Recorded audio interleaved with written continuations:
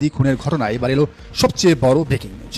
যে খুনিদের হন্য হয়ে খুঁজছিল বাংলাদেশের আইনশৃঙ্খলা রক্ষাকারী বাহিনী, যারা দেশ জুড়ে এক ত্রাসের রাজত্ব কায়েম করে রাতারাতি হাওয়া হয়ে গিয়েছিল, শেষমেশ তাদের শেষ রক্ষা হলো না। তবে বাংলাদেশে নয়, এই দুর্ধর্ষ খুনিরা ধরা পড়েছে পার্শ্ববর্তী দেশ ভারতে। ভারতের পশ্চিমবঙ্গ প্রদেশের পুলিশের বিশেষ শাখা বা স্পেশাল টাস্ক ফোর্স STF অত্যন্ত শ্বাসরুদ্ধকর এক অভিযানের মাধ্যমে গ্রেফতার করেছে শহীদ ওসমান বিন হাদি হত্যা মামলার প্রধান আসামি ফয়সাল করিম মাসুদ এবং তার অন্যতম সহযোগী আলমগীর হোসেনকে। ভারতীয় সংবাদ মাধ্যম ANI এবং পশ্চিমবঙ্গ পুলিশের বরাত দিয়ে এই খবরটি যখন সামনে আসে, তখন গোটা দেশেই রীতিমতো তোলপাড় শুরু হয়ে গেছে। সামাজিক যোগাযোগ মাধ্যমেও চলছে খুশির বন্যা। আজ আমরা আপনাদের জানাবো কিভাবে এই খুনিরা দেশ থেকে পালিয়েছিল, কিভাবে তারা ভারতের বিভিন্ন জায়গায় আত্মগোপন করেছিল এবং ঠিক কী উদ্দেশ্যে তারা পুনরায় বাংলাদেশে প্রবেশের ছক কষছিল। পুরো বিষয়টি সিনেমার গল্পকেও হার মানায়। আপনারা জানেন, ইনকিলাব মঞ্চের সাবেক মুখপাত্র শরীফ ওসমান বিন হাদিকে অত্যন্ত নির্মমভাবে খুন করা হয়, যা দেশের রাজনীতিতে গভীর শোক এবং ক্ষোভের জন্ম নিয়েছিল। এই হত্যাকাণ্ডের পর থেকেই প্রধান আসামি পটুয়াখালীর বাসিন্দা 37 বছর বয়সী রাহুল ওরফে ফয়সাল করিম মাসুদ এবং ঢাকার বাসিন্দা 34 বছর বয়সী আলমগীর হোসেন নিখোঁজ ছিল। দুজনেই ছিলেন ছাত্রলীগের সাবেক নেতা। তখন বাংলাদেশ পুলিশের চোখে ধুলো দিয়ে তারা সীমান্ত পাড়ি দেয়। পশ্চিমবঙ্গ পুলিশের STF এর দেওয়া প্রেস বিজ্ঞপ্তি থেকে জানা যায়, খুনের পর এই অপরাধীরা অত্যন্ত সুকৌশলে মেঘালয় সীমান্ত ব্যবহার করে অবৈধভাবে ভারতে প্রবেশ করেছিল। মেঘালয়ের পাহাড়ি এবং দুর্গম এলাকা ব্যবহার করে তারা মূলত আইনশৃঙ্খলা রক্ষাকারী বাহিনীর নজরদারি এড়াতে সক্ষম হয়। ভারতে প্রবেশের পর তারা এক জায়গায় স্থির থাকেনি, এক জায়গায় থাকে। নিজেদের পরিচয় গোপন করে, আত্মগোপন করে, বারবার স্থান পরিবর্তন করে তারা ভারতের বিভিন্ন জায়গায় চলে গিয়েছিল। কিন্তু অপরাধী যতই চালাক হোক না কেন, আইনের হাত থেকে চিরকাল লুকিয়ে থাকা সম্ভব নয়। STF এর কাছে একটি অত্যন্ত গোপন এবং বিশ্বাসযোগ্য তথ্য আসে যে বাংলাদেশে চাঁদাবাজি ও খুনের মতো গুরুতর অপরাধ সংঘটিত করে দুই পলাতক আসামি সীমান্ত এলাকায় অবস্থান করছে। তারা খবর পায় এই দুই খুনি পশ্চিমবঙ্গের বঙ্গা বা বনগাঁও সীমান্ত এলাকায় জড়ো হয়েছে। কিন্তু কেন তারা বনগাঁ এলো? এখানেই লুকিয়ে আছে তাদের নতুন এক ভয়ানক ষড়যন্ত্র। পুলিশের প্রাথমিক জিজ্ঞাসাবাদে বেরিয়ে এসেছে এক চাঞ্চল্যকর তথ্য। ভারতের বিভিন্ন জায়গায় লুকিয়ে থাকার পর তারা মূলত সুযোগ বুঝে পুনরায় বাংলাদেশে প্রবেশের জন্যই এই বনগাঁও সীমান্তকে বেছে নিয়েছিল।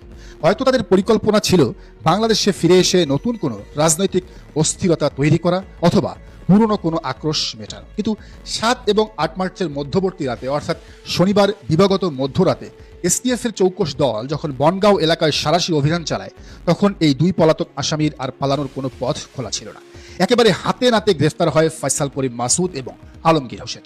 গ্রেফতারের পর রবিবার তাদের যখন ভারতের সংশ্লিষ্ট আদালতে হাজির করা হয়, তখন তাদের বিরুদ্ধে অবৈধ অনুপ্রবেশ এবং অবস্থানের জন্য সুনির্দিষ্ট ধারায় মামলা দায়ের করা হয়। তার মানে তারা গ্রেফতারের অনেক পরেই আমরা জানতে পেলাম।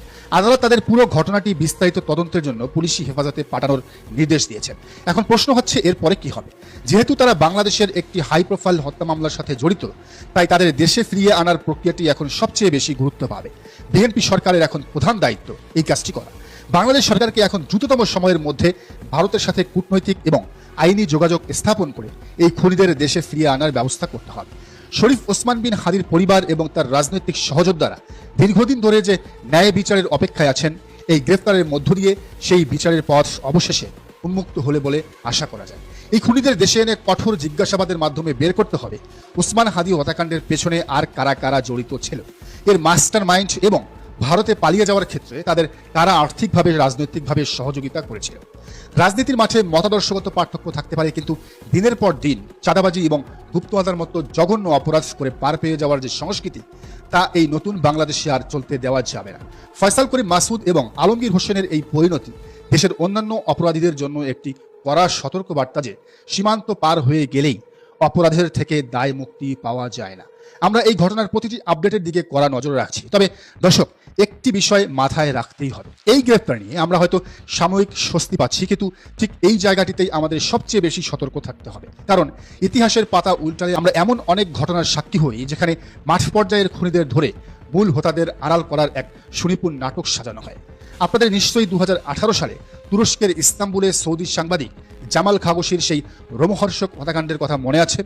সেই নৃশংস ঘটনার পর যখন বিশ্বজুড়ে নিন্দার ঝড় উঠল এবং তোলপাড় শুরু হলো, তখন পরিস্থিতি সামাল দিতে সৌদি সরকার তড়িঘড়ি করে বেশ কয়েকজনকে গ্রেফতার করলো, এমনকি কয়েকজনকে ফাঁসি দড়িতেও ঝোলাল। গোটা বিশ্বকে দেখানোর চেষ্টা করলো যে ন্যায় বিচার প্রতিষ্ঠিত হয়েছে। কিন্তু আসল সত্য ঘটনা কি ছিল? সেই হত্যাকাণ্ডের যিনি মূল নির্দেশদাতা, যিনি হুকুমের আসামি, সেই মোহাম্মদ বিন সালমান বা MBS এর কিন্তু টিকটিকিও কেউ ছুঁতে পারে। মূল হোতাকে সম্পূর্ণ ধরাছোঁয়ার বাইরে রেখে রাষ্ট্রীয় ক্ষমতার জোরে কেবল ভাড়াটে খুনিদের শাস্তি দিয়ে পুরো ঘটনাটি ধামাচাপা দেওয়া হয়েছিল অত্যন্ত চতুরতার সাথে। আজ ইনকিলাব মঞ্চের সাবেক মুখপাত্র শরীফ ওসমান বিন হাদির হত্যাকাণ্ডের ক্ষেত্রেও ঠিক একই রকম একটি গভীর ষড়যন্ত্রের গন্ধ পাওয়া যাচ্ছে। পশ্চিমবঙ্গ পুলিশের হাতে ফয়সাল করিম মাসুদ এবং আলমগীর হোসেনের এই আকস্মিক গ্রেপ্তার কি কেবলই পুলিশের সাফল্য, নাকি এর পেছনে রয়েছে অন্য বড় কোনো রাজনৈতিক অঙ্ক? আমাদের গভীরভাবে ভাবতে হবে আপাত দৃষ্টিতে এই দুজনকে আটকের মাধ্যমে উসমান হাদি মার্ডারের পেছনের আসল হুকুমের আসামিকে কাগজী হত্যাকাণ্ডের মতোই একইভাবে আড়াল করার কোনো সূক্ষ্ম ব্লুপ্রিন্ট বাস্তবায়িত হতে যাচ্ছে কিনা। ফয়সাল এবং আলমগীর হয়তো কেবলই ঘুঁটি, তারা হয়তো নির্দেশ পালনকারী বা ভাড়াটে খুনি হিসেবে এই জঘন্য কাণ্ডটি ঘটিয়েছে, কিন্তু কার নির্দেশে তারা এত বড় একটি কাজ করার সাহস পেল? একজন স্ত্রীকে স্বামী হারা করলো, তাকে খুঁজে বের করতেই হবে।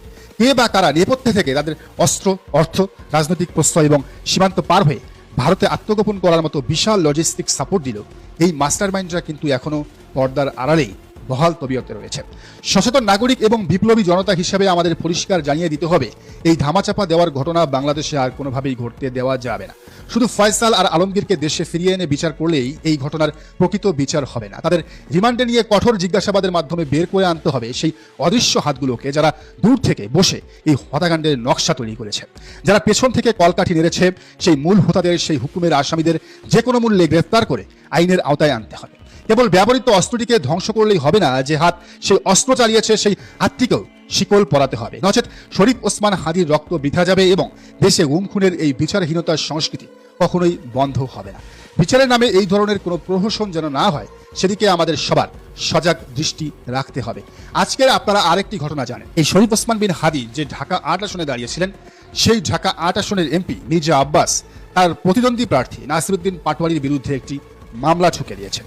তার মানে ঘটনা কিন্তু অনেক গভীর। এখন এই ঘটনা কতটুকু উন্মোচন করতে পারবে বিএনপির সরকার সাহসিকতার সাথে, তাই দেখা।